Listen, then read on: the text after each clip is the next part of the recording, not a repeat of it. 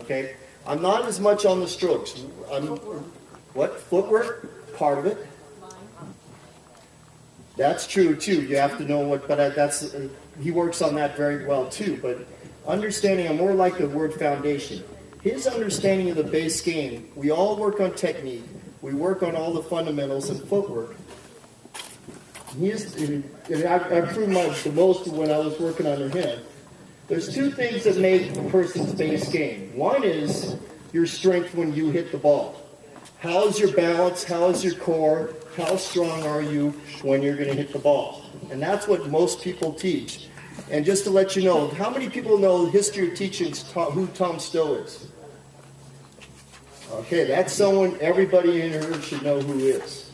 Tom Stowe is probably the greatest teacher ever in the history of tennis. He coached Gonzalez, Fudge, Kramer, and all those people, and he's a legend in my area because he's from Berkeley. And the club I teach at, his best friend, Fred Earle, was a teacher, and I was lucky enough to get the job I am after Fred passed away. But he's a very, very good teacher, and there's basic Tom Stowe principles about the game, which is about your base and your foundation when you hit. If you don't know, Larry Stefanke is a Stowe principle person who coaches Andy Roddick, but we have a few in there. Bob Hansen is a Stowe principle. I'm like a fourth, fifth generation Stowe, but there's people like Larry Stefanke, Steve Stefanke. I don't know if you know who Steve Stefanke is. He's very, what I call low profile in Napa, but he actually has been helping Zavana Reva a lot in her game in the last year or two.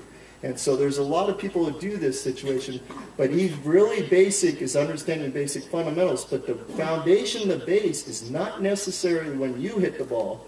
It is how is your foundation and base when your opponent hits the ball.